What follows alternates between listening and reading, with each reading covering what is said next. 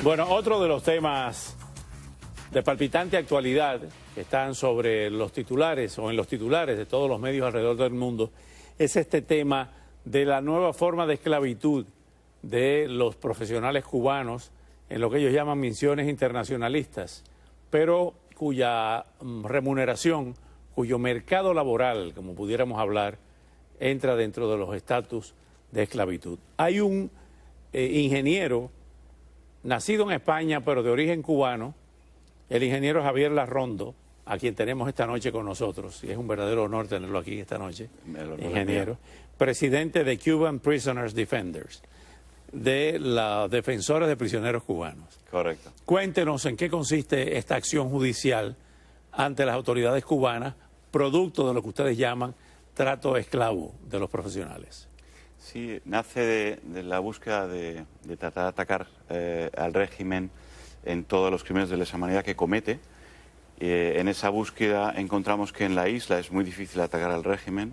Fuera de la isla han cometido el error de querer exportar su modelo y son vulnerables porque hay jurisdicción y competencia en numerosos ejes para atacarles. Está la Corte Penal Internacional, pero también están los protocolos de Naciones Unidas y los convenios y los pactos que son vigentes en dichos países para los residentes también, y por lo tanto los países que son afectados no pueden estar ajenos a ello. Ha habido países que son altamente amigables con Cuba y por tanto no van a facilitar ningún conflicto, pero hay otros muchos que ni siquiera sabían lo que Cuba estaba ejecutando. ¿Han encontrado ustedes oposición en España, por ejemplo, en grupos como Podemos y el mismo sectores ninguna. de los catalanes, ¿no? Pero no digo que no la encontrásemos si se abre el debate. No digo que no la encontremos, pero no la hemos encontrado porque no se ha abierto siquiera el debate. Nosotros hemos hecho una acción que es muy jurídica, muy técnica. Hemos entrado... ¿Ante cuál instancia? Ante varias. La Corte Penal Internacional es una. Tenemos también 5 de los comités de derechos humanos de Naciones Unidas, varias de las relatorías, y estamos tramitando la Comisión Interamericana de Derechos Humanos, pero no van a ser las únicas porque las cortes locales de los países afectados también son susceptibles.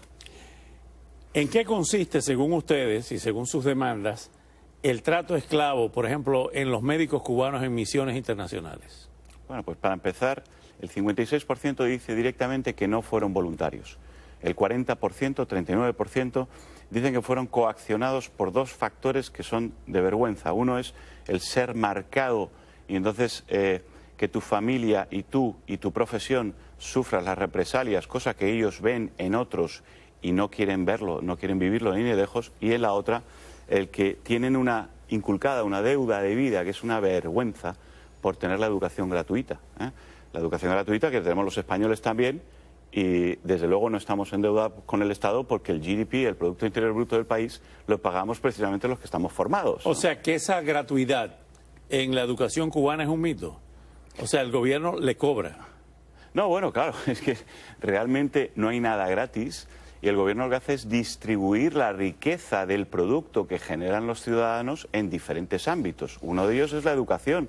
Hay otros países que lo invierten, lo dedican a otros temas, pero desde luego no existe nada regalado para un ciudadano en un país, porque los ciudadanos son los que generan el Producto Interior Bruto de un país y son los que generan la riqueza que luego el gobierno solamente distribuye, ¿no? ¿Qué posibilidades de éxito tienen estas demandas? Pues, ¿O son no vinculantes? No, son altamente vinculantes. La Corte Penal Internacional tiene jurisdicción en 123 países y una orden de detención en la Corte Penal Internacional significa una obligación de detención en 123 países. ¿Contra quién, por ejemplo? Contra los 6 dirigentes que están siendo apuntados. Sí. ¿Quiénes son, Raúl?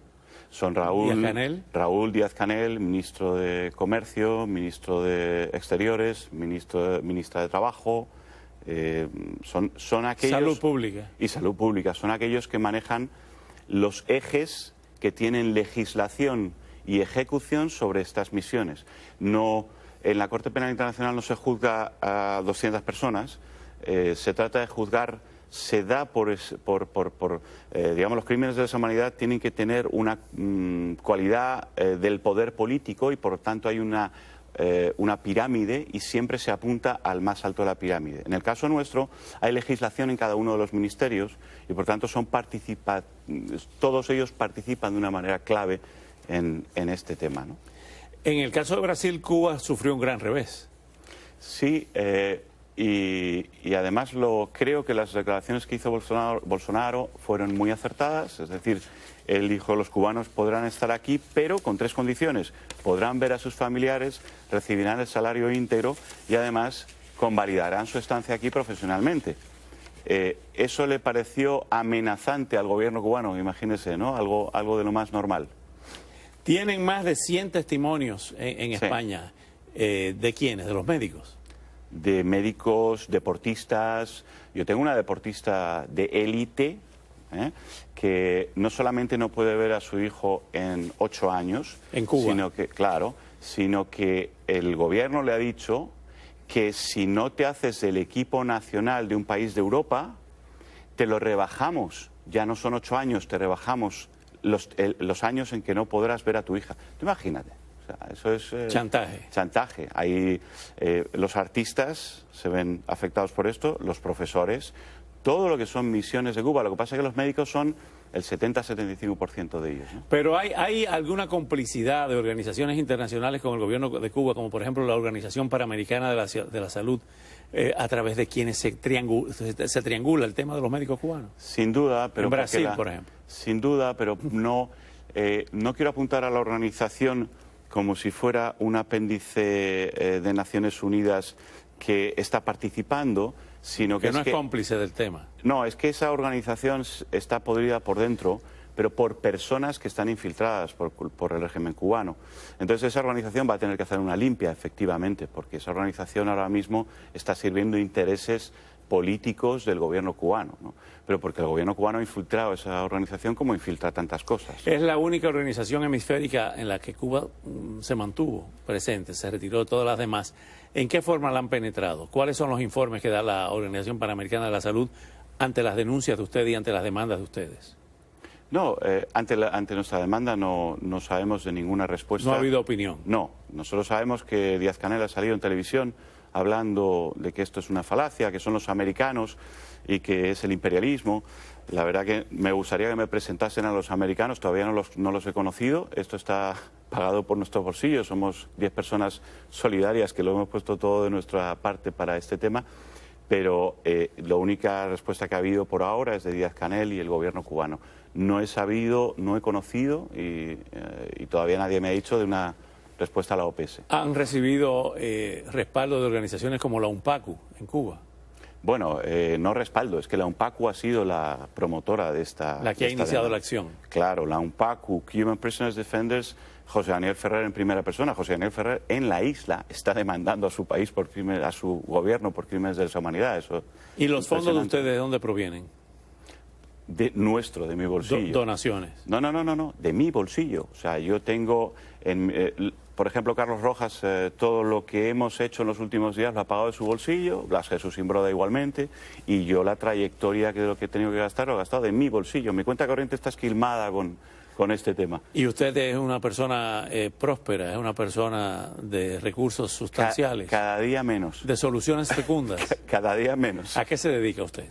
No, yo he sido empresario, he tenido empresa, he creado empresa. Yo creé una empresa que es más o menos relativamente importante en España, que es una empresa más o menos grande, pero yo me desvinculé de esa empresa hace mucho. He dirigido hasta hace poco una multinacional, varios departamentos de una multinacional, en diferentes ámbitos, pero no... ¿En el área de la construcción, de la ingeniería? No, esta era de automoción, esta era de automóviles. Renting de vehículos. Ya. Sí. Ya.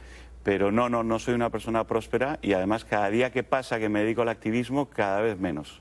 O sea, estás restando en vez de sumar. No, yo estoy esperando que el gobierno de Cuba me presente a los americanos, los imperialistas, a ver si me echan un cable y me ayudan. ¿Y de dónde surgió esto? ¿Por qué hace esto? Sabemos que usted es un filántropo que ha ayudado a organizaciones no lucrativas, pero ¿por qué en el caso de Cuba se ha metido en este lío? Así lo siento, creo que tenemos que encontrar la solución por la vía del trabajo, la vía de los hechos, la vía de la prueba, y creo que la justicia y la ley puede ser el camino, uno de los muchos caminos que pueden dar con el talón de Aquiles del león. Ingeniero Javier Larrondo, gracias por venir. Gracias. Seguimos en contacto. Gracias. Muchas gracias. Y al volver, en medio de